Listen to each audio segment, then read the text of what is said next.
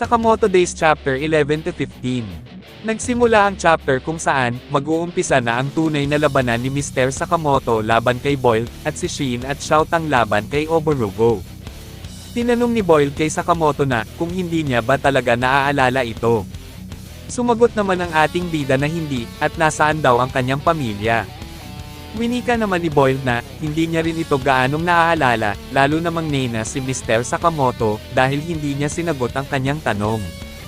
Sinaad naman ni Boyle na kung may nawala daw ito, ay siya dapat mismo ang maghanap, at hindi daw siya ang nanay niya para tulungan ito. Dahil sa inaska ni Boyle, ay mabilis na inatake ni Mr. Sakamoto ito gamit ang kanyang kanang kamay, ngunit hindi niya ito natamaan, at may biglang tumama sa kanyang mukha na bomba. Hindi naman natinag ang ating bida, at umatake ulit ito gamit ang kanyang kaliwang paa, ngunit naiwasan ito ng kanyang kalaban.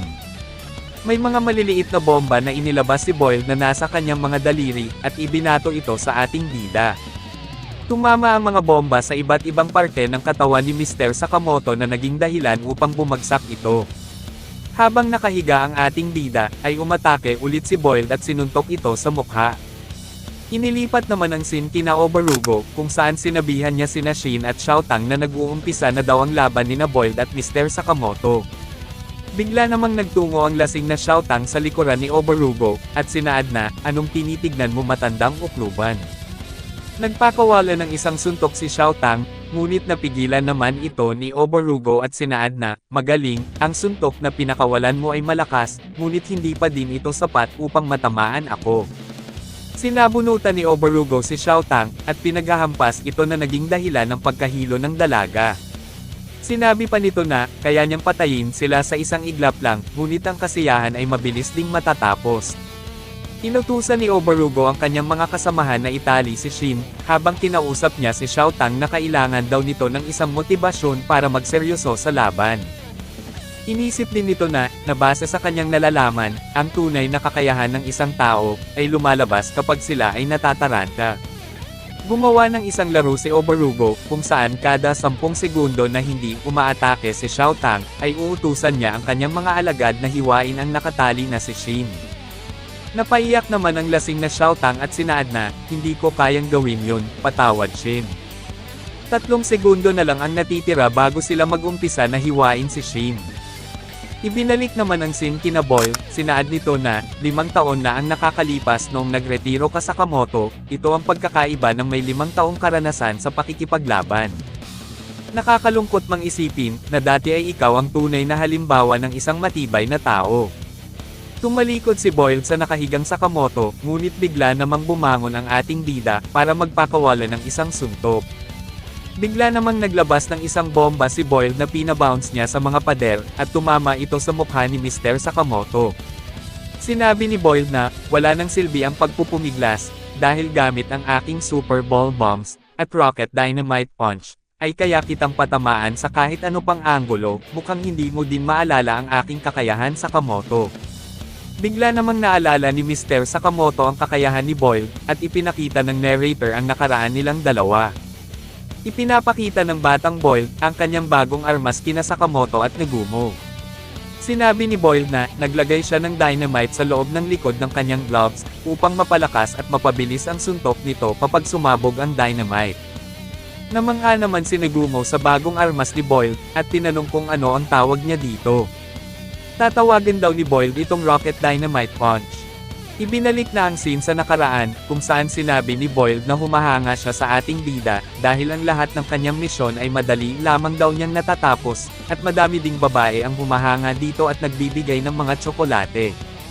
Dagdag pa nito na, pero ngayon, hindi ka na ganun, hindi mo din magawang protektahan ang iyong pamilya, isa ka na lamang mataba na walang silbi sa mundong ito.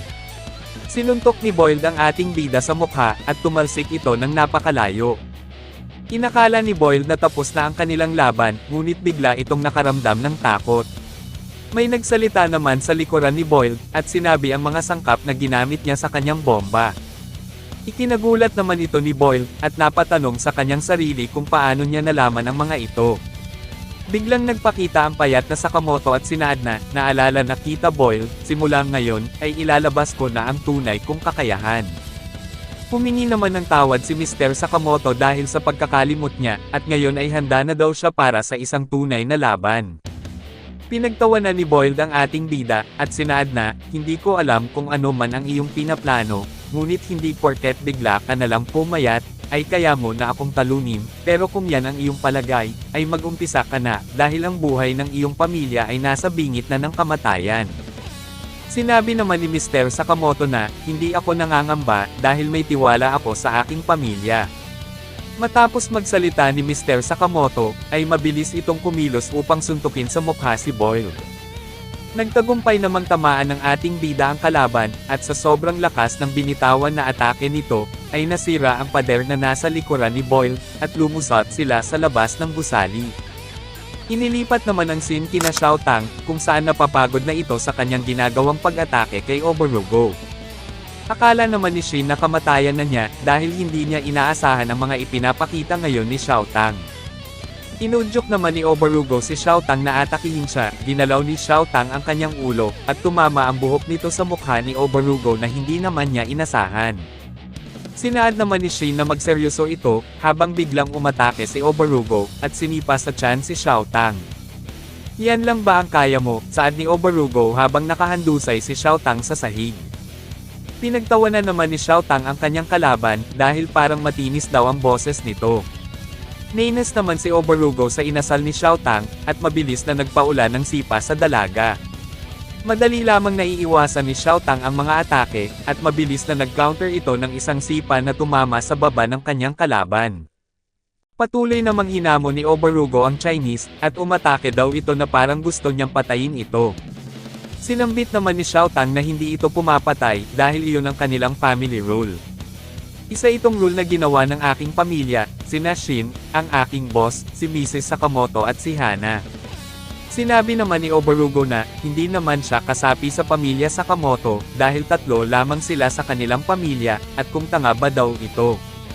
Sobrang nagalit naman si Xiao Tang sa narinig nito, at sinaad na, bago pa lang ako dito sa Japan, ngunit madali kong natutunan ang aking trabaho. Sinabi din ni Hana sa akin na, sa hinaharap, ay kaya kong pamunuan ang kanilang tindahan, kaya paano mo nagawang sabihan ako na isang tanga lang.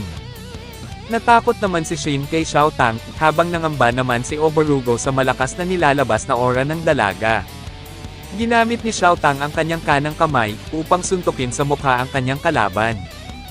Bigla namang hininto ni Xiao Tang ang kanyang suntok, naguguluhan ito sa kanyang mga kinikilos, at nakaramdam din ito ng pagsakit ng ulo. Nagtataka naman si Oborogo sa ikinilos ng Chinese, habang nakita naman ni Xiao Tang si Shin, at bakit nakatali daw ito. Yumuko naman si Oborogo habang nakaharap ito kay Xiao Tang at sinaad na, ang biglang paghinto mo na atakihin ako sa aking harapan, napakakapal ng mukha mo, hindi ko na maalala pa ang pinakahuli na sinagad ako ng sobra ng ganito. Nakaramdam naman ng takot sina Shin at Xiao Tang sa mga kinikilos ni Oborogo. Bigla namang nilapitan ni Oborogo ang dalaga ng nakangiti, at sinabi na napakagaling daw ng ipinamalas niya. Naguluhan naman ang dalawa sa pinapakita ng kanilang kalaban, habang patuloy namang nagsalita si Oborogo at sinaad na, gusto ko ang isang tulad mo na malakas, nakakapangilabot ka, gawin natin ito ulit. Niyakap ni Oborogo ang dalaga na nakangiti ito. Inilipat naman ang scene kina Mr. Sakamoto, kung saan tinamaan ng ating bida si Boyle gamit ang kanyang kaliwang paa. Nagpakawala naman si Boyle ng isang suntok gamit ang kanyang rocket dynamite punch, sinabayan naman ni Mr. Sakamoto ito gamit ang kanyang kamao, na naging dahilan upang masira ang armas ni Boyle. Patuloy na nagpakawala ng sunod-sunod na suntok si Sakamoto na tumatama sa sikmuran ng kalaban. Napagtanto naman ni Boyle na ito ang tunay na pinakamalakas na hitman sa kasaysayan, habang naghagis naman ito ng super ball bombs patungo sa ating bida, ngunit madali lamang niya itong sinalo at binato kay Boyle. Sinaad naman ni Boyle sa kanyang sarili na, paano pa din ito napanatili ang kanyang lakas kahit retirado na ito ng 5 taon. Nagsalita naman ang ating bida at sinaad na, Boyle, malakas ka, noon, ginagamit ko ang aking lakas upang manakit din ng mga tao, ngunit ngayon, nagdesisyon ako na gamitin ito, upang protektahan ang minamahal ko sa buhay, ang aking pamilya, sila ang pinagmumula ng aking lakas. Habang nagdudugo ang mukha ni Boyle, ay inatake ulit ito ni Mr. Sakamoto. Inilipat naman ang scene sa isang Ferris wheel, kung saan payapang nakasakay ang mga tao. May dalawang tao ang nagpakita sa harapan ng Ferris wheel na ikinagulat ng mga nakasakay. Ang dalawang tao ay bumunggo sa isang sakayan ng Ferris wheel at pumasok sa loob. Ito pala ay sina Mr. Sakamoto at Boyle, nakaupo ang dalawa sa loob, at ang kanilang harapan ay nabutas. Napayusi ang dugo ang Boyle at sinaad na, "Alam mo ba Sakamoto, na tama pala ako, ikaw ang tunay na halimbawa ng pagiging matibay." Matapos ang laban ay inilipat naman ang scene kina Shin, kung saan napagod sila at inaantok na. Nagtataka naman si Mrs. Sakamoto, dahil hindi nila kasama ang kanyang asawa. Bumaba na sina Mr. Sakamoto at Boyle sa Ferris wheel, nangamba naman ang mga tao sa kanila, at tinanong kung ano ang nangyari sa kanila at kung okay lang ba sila. Sinabi naman ni Boyle na, hindi maganda na tanungin niya ang isang sugatang lalaki kung paano niya natamo ito. Sinambit naman ng operator ng Ferris wheel na, gusto lamang niyang pagbayarin ito sa kanilang sinira. Matapos makalayo ng dalawa sa Ferris wheel, ay kinausap naman ni Boyle ang ating bida. "Magaling ang iyong pinamalas Sakamoto, panalo ka na, hinding-hindi nakita guguluhin pa." Hindi naman pinansin ni Mr. Sakamoto si Boyle at bumili ito ng pagkain. Humingi si Boyle ng isa, binigay naman ni Mr. Sakamoto ang kanyang kinakain, at ang tira ay para na daw sa kanyang pamilya. Matapos kumain ni Boyle ay tinanong naman niya si Mr. Sakamoto, kung ano na ang gagawin niya tungkol sa kanyang patong sa ulo, hindi na daw niya ito guguluhin pa, ngunit ang iba pang assassins ng Dandenkai, ay hindi titigil na puntiryahin siya. Nagulat naman si Mr. Sakamoto, dahil nasa harapan pala nila ang kanyang asawa, at narinig niya lahat ang kanilang usapan ni Boyle. Labis ang takot na naramdaman ni Mr. Sakamoto nung nakita niya ang kanyang asawa. Nagsama-sama na ang pamilya Sakamoto, pati sina Boyle at Obarugo ay kasama din nila. Habang nagsisiyahan sina Hana, Xiaotang at Obarugo, ang tatlong lalaki naman ay nababahala at natatakot kay Aoi. Kinausap ng galit na Mrs. Sakamoto ang kanyang asawa, kung bakit hindi niya daw sinabi ang tungkol sa mga nangyayari sa kanya. Nagsalita naman si Boyle at sinaad na, "Alam mo miss, ang mga lalaki ay hindi magaling sa pagbabalita, at gusto lang din niya na mag-enjoy lang kayo dito." Tinanong naman ni Mrs. Sakamoto kung sino ito. Pinakilala naman ni Boyle ang kanyang sarili, at isa daw siyang profesional na assassin. Nagalit si Mrs. Sakamoto nung nalaman niyang assassin ito, at sinabihan niya na tumigil na daw siya na subukang patayin ang kanyang asawa. Napayuko na lang si Boyle at sinabi na opo ma'am. Kinausap ulit ni Mrs. Sakamoto si Taro at sinabi na, "Inaakala mo ba na hindi ko malalaman ito?" Nagsalita naman ang ating bida na, "Ayaw kong mag-alala pa kayo sa akin, ikaw at si Hana." Pinakita naman ni Mrs. Sakamoto ang kanilang family rules, at para bang nakakalimutan niya ang nakasaad sa Article 12 na dapat hindi nagtatago ng sikreto. Lalong natakot si Mr. Sakamoto dito, habang si Shin ay hindi alam ang Article 12. Sinabi pa ni Mrs. Sakamoto na, tigilan na nila ito, at tapusin na nila ang kanilang problemang ikinakaharap. Matapos ang kanilang pag-uusap, ay niyaya na ni Mrs. Sakamoto ang kanyang asawa na pumunta sa parade, habang napaisip naman si Boyle na ang asawa ni Mrs. Sakamoto ay ang tunay na matibay. Habang nanonood sila ng parade, kinausap naman ni Shin ang ating bida, at tinanong kung paano nila tatapusin ang kanilang problema tungkol sa kanyang patong sa ulo na 1 bilyong yen. Sinabi naman ni Mr. Sakamoto na, aalisin nila ang patong sa kanyang ulo, tinanong naman ni Shin kung paano nila gagawin ito. Sinaad naman ni Mr. Sakamoto na may kilala siya na kayang alisin ito. Sinabi naman ni Obarugo na, ang asosasyon na namamahala sa gantimpala, ay wala ni isa ang may alam kung nasaan sila, at kung sino ang nasa likod nito. Sinabi naman ni Boyle na, ang kanyang boss ay may koneksyon sa asosasyon. Tinanong naman ni Shin na sabihin na lang ni Boyle sa kanyang boss ito, ngunit sinabi naman ni Boyle na hindi na niya trabaho ito. Iminungkahi naman ni Mr. Sakamoto na kikitain nila ang boss ng Dandenkai, ngunit hindi naman alam ng dalawa kung nasaan ang kanilang boss. Wala naman palang maitutulong sa kanila ang dalawa, at hayaan na lamang daw nila sila, dahil may idea na si Mr. Sakamoto kung saan sila pupunta. Kinabukasan, bumalik na sa dating pangangatawan si Mr. Sakamoto, at nasa Shinjuku sila para hanapin ang boss ng Dandenkai. Napaisip naman si Xiaotang dahil isang araw lang daw ang nakalipas, at tumaba na ulit si Mr. Sakamoto. Nagtanong naman ang dalaga kung nasaan na daw sila, habang pinatigil naman ni Shin sa pagtatanong ito, at sundan na lang nila si Mr. Sakamoto. Nagtungo si Mr. Sakamoto sa isang video rental store, kilala naman ng mga nagtitinda ang ating bida, at matagal na daw nilang hindi ito nakikita. Nagtanong si Mr. Sakamoto sa tindero na, kung meron silang pelikula tungkol sa Dandenkai, at kung posible ay ang pinakabago na meron sila. Sinabi naman ng tindero, na nasa violence section ang kanilang hinahanap, nagtungo naman ang tatlo doon, at nahanap nga nila ang gusto ni Mr. Sakamoto, na hindi naman inasahan ni Shin na mayroon ng ganoong pelikula. Tinanong ni Shin si Mr. Sakamoto kung anong klaseng lugar ito, sinaad naman ng ating bida na ito ay isang bank information, lahat ng impormasyon na gusto mong malaman ay binibenta nila dito bilang isang movie. Tinanong naman ni Xiao Tang kung bakit daw movie, habang sinaad naman ni Shin na, kaya pala kakaiba ang lugar, dahil wala namang bibili ng VHS tape sa makabagong panahon ngayon. Itinuro naman ng isa pang tindera ang lugar, kung saan nila maaaring panoorin ang VHS tape. Ipinakita sa movie, ang lugar ng headquarters ng Dandenkai, at nung matapos na silang manood, ay sinangil na ng tindero si Mr. Sakamoto ng 756,000 yen. Nagulat naman si Shin dahil sa sobrang mahal ng singil, binayaran naman ito ni Mr. Sakamoto gamit ang kanyang naipon noong hitman pa ito. Sinabi naman ng tindero, na parang may gulong kinakaharap si Mr. Sakamoto, at tinanong kung babalik na ba ito sa mundo ng mga hitman. Sinabi naman ni Mr. Sakamoto na hindi ito babalik, at isa lamang daw itong biglaan na dapat niyang tapusin. Sinabihan naman ng tindero si Mr. Sakamoto na mag-ingat, at baka may biglang magpakita sa kanya na dati niyang kasamahan. Tinanong naman ni Mr. Sakamoto na, kung ano ba daw ang ibig sabihin nito, habang humingi naman ng tawad ang tindero, dahil hindi pa niya maaaring sabihin ito, at ito lamang ang pwede niyang ibahagi sa ating bida. Nang makaalis na ang ating mga bida sa video rental store, ay nagtungo sila kung saan ang headquarters ng Dandenkai na nakita nila sa movie. Sinabihan naman ni Mr. Sakamoto ang dalawa, na iwasan nila gumawa ng gulo, at patago silang papasok sa loob ng headquarters.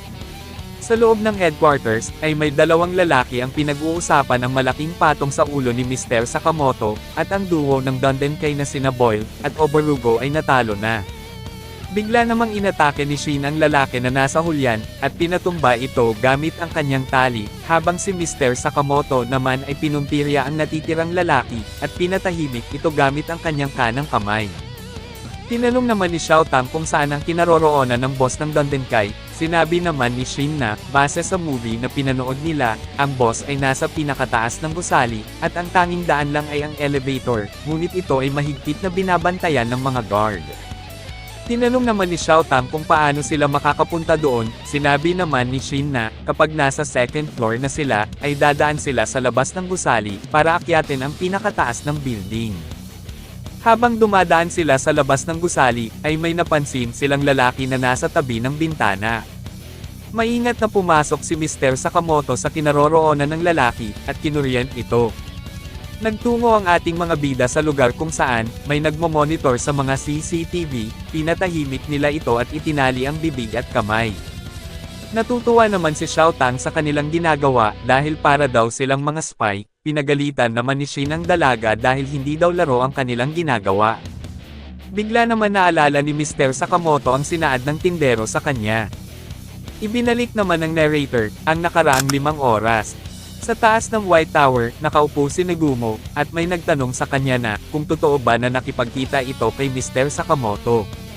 Sinabi naman ni Nagumo na, matagal na niyang hindi naririnig ang pangalan ni Sakamoto, at kung ano na kaya ang ginagawa nito ngayon.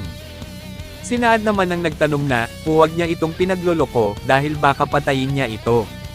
Nagsalita naman ang isa pa nilang kasama na may mahaba ang buhok na, sa ngayon ay hindi daw ito importante, dahil darating na ang kanilang pinuno.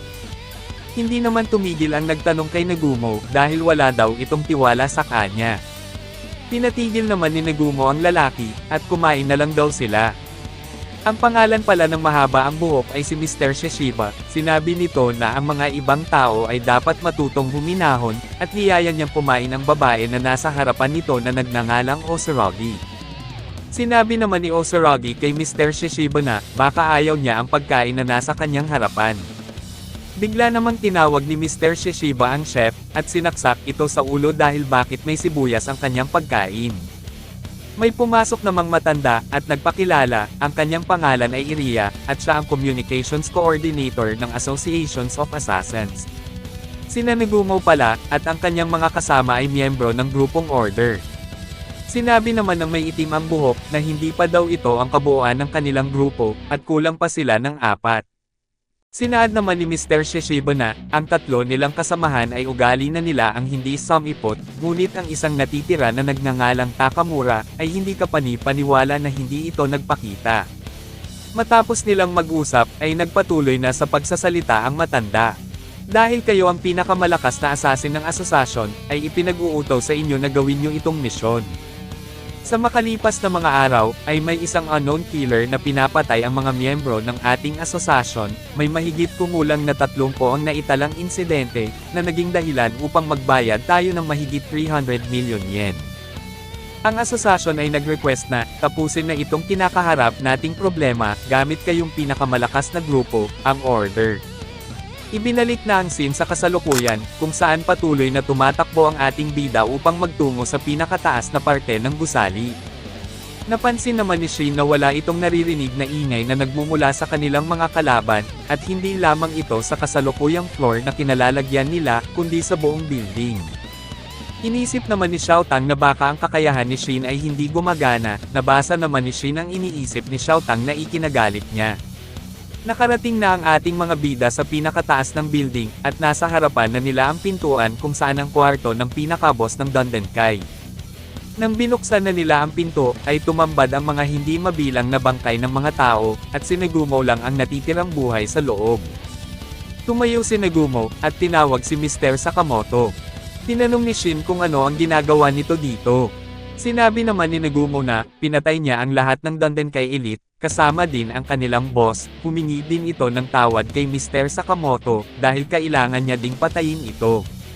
Mabilis na nawala sa kanilang paningin si Nagumo, at biglang napunta sa likuran ni Shin, kung saan tinusok niya sa leeg ito at biglang naguluhan si Shin sa kanyang naramdaman, habang nagulat naman si Xiao Tang sa pangyayari. Tinuwanan ni Nagumo ang dalawa, dahil nagbibiro lamang daw ito. Ikinagalit naman ni Shin at Xiao Tang ang biro ni Nagumo, at pinagsisipan nila ang binatilyo. Habang binubugbog siya, ay nagpaliwanag ito na ang ipinunta niya dito ay tungkol sa negosyo, at hindi naman daw siya ang pumatay sa mga taong nasa paligid nila, dahil nung pagdating niya dito ay ganito na ang kanyang nadatnan. Tinanong naman ni Mr. Sakamoto kung ano ang dahilan ng pagpunta niya dito. Sinabi naman ni Nagumo na nag-iimbestiga ito, dahil may mga naitala na pagpatay ng mga assassin ang nangyayari, at hindi nila alam kung sino ang may gawa nito. Tinanong naman ni Shin, kung ano ba daw ang kakaiba doon. Sinagot naman ni Nagumo na, normal lang na maglaban at magpatayan ang mga assassin, ngunit mas mahigit pa ito kaysa dyan, 30 na grupo na may ugnayan sa asosasyon ang naperwisyo, at mahigit na 100 profesional na assassin ang mga napatay, sa mga nakalipas na buwan, ito ay nagpapahiwatig na isang mensahe para sa asosasyon. Nagulat naman sina Mr. Sakamoto at Shin sa kanilang narinig kay Nagumo, dahil 1/4 ng asosasyon ang namatay na. Sinabi din ni Nagumo na, ang pumapatay ay laging nag-iiwan ng markang X sa mismong lugar ng pagpatay nito, at yun ang dahilan kung bakit nila tinawag na X ang kanilang kalaban. Tinanong naman ni Mr. Sakamoto, kung ang Order ba ang humahawak ng kaso, habang nagtanong din si Xiao Tang kung sino-sino ang mga Order. Sinabi naman ni Nagumo na, ang Order ay isang special force na kasapi ng asosasyon, sila ang pinakamalakas na grupo sa mundo ng mga assassin, sila ay inatas ang panatilihin ang kaayusan sa mundo ng mga assassin, kapag ang alitan sa industriya ay itinuturing na problema sa asosasyon, at kung hindi nyo pa alam, si Sakamoto ay dating miyembro ng Order. Hindi naman inasahan ni Shin at Xiao Tang na kasama pala si Mr. Sakamoto, habang patuloy namang nagsalita si Nagumo at sinabi na, mag-ingat din sila sa grupong X. Sinabi naman ni Shin, na hindi na sila assassin pa, at bakit pa nila kailangang mag-ingat sa pumapatay ng assassin. Nagsalita din si Xiao Tang na, busy silang lutisin at alisin ang bounty na nakapatong kay Mr. Sakamoto, at wala naman daw itong kinalaman sa kanila. Sinabi naman ni Nagumo na, wala naman siyang masyadong alam tungkol sa dahilan ng X, ngunit nag-umpisa silang pumatay noong ipinaalam sa mundo ng mga assassin ang bounty na inilagay sa ulo ni Mr. Sakamoto. Matapos magpaliwanag ni Nagumo, ay inilipat naman ang scene sa ibang gusali, kung saan may isang tao ang pumatay na hindi mabilang na assassin. Matapos magbasa ng libro ang lalaki, ay naglagay ito ng X mark sa lugar ng pagpatay at sinaad na, mukhang medyo hindi ito pantay. Inilipat naman ang scene sa tindahan ng pamilya Sakamoto. Sinabi ni Shin na bumalik lang sila ng walang napala, habang inisip naman ni Mr. Sakamoto na nagsayang lamang sila ng oras. May bigla naman pumasok na assassin upang patayin si Mr. Sakamoto, hindi naman nila ito pinansin at sinaad ni Shin na, may bago na naman, ang dami na nilang pumunta dito ngayong araw. Nilalaro naman ni Hana at Xiaotang ang Kaera ng kanyang tatay, pinindot ni Hana ang isa sa mga button ng Kaera, at naglabas ito ng napakadaming baril na tumama sa assassin. Sinabi naman ni Shin na, silo ang nakatokang magtapon ng kanilang basura ngayong araw, hindi naman pumayag ang dalaga dahil nakikipaglaro daw ito kay Hana. Napabuntong hininga naman si Mrs. Sakamoto dahil napapadalas na daw ang pagsulpot ng mga assassin sa kanilang tindahan, at ang bounty ng kanyang asawa ay hindi na nila maaalis pa. Naalala naman ni Mr. Sakamoto ang sinabi ni Nagumo sa kanya na, kung nahirapan ka sa pagtalo kay Boyle, ay nasa panganib ka, ang iyong kakayahan ay humina na sa nakalipas na 5 taon na nagretiro pa. Napaisip naman ang ating bida at sinaad na, kung hindi nila alam ang kanilang kalaban, ang pinakamagandang gawin ay magpalakas at maging preparado sa kanilang kakaharaping panganib. Sinimulan na ni Mr. Sakamoto ang kanyang pagpapalakas, sa pamamagitan ng kanyang mga gawain at responsibilidad, gaya na lamang ng paghatid kay Hana sa eskwelahan gamit ang bisikleta. Napaisip naman si Shin kung paano niya susuportahan si Mr. Sakamoto, na pagdesisyonan nito na palakasin pa ang kanyang kakayahang magbasa ng mga iniisip ng tao. Ginamit niya ang kanyang kakayahan upang malaman ang mga bibilhin ng dalaga na nasa kanyang harapan, at bago pa ito mamili ay ibinigay na niya ang mga bibilhin ng babae na ikinatakot naman nito. Napansin naman ni Xiaotang ang pagpapalakas ni Shin sa kanyang kakayahan, at naengganyo din itong magpalakas. Naalala ni Xiaotang ang sinabi ni Shin sa kanya na, malakas daw ito kapag nakakainom ng alak. Napagtanto ni Xiaotang na kailangan niyang palakasin ang kanyang pag-inom ng alak, kaya uminom ito ng maraming serbesa. May lalaking kalbo ang bumibili ng pork buns, pinagbilhan naman ng lasing na Xiaotang ang lalaki, ngunit dahil wala ito sa wastong pag-iisip ay hinampas niya ng boting alak ang lalaki sa ulo. Isa palang assassin ang kalbong lalaki, napaisip naman ito kung paano nalaman ni Xiaotang na kalaban siya, habang si Shin naman ay kumuha ng band-aid para lagyan ang nagdudugong sugat ng lalaki.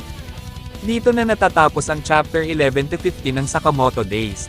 Paki-like and follow naman po ng ating Facebook page, nasa description po yung link. Muli huwag kalimutang mag-like, comment, share at subscribe sa ating channel. Salamat!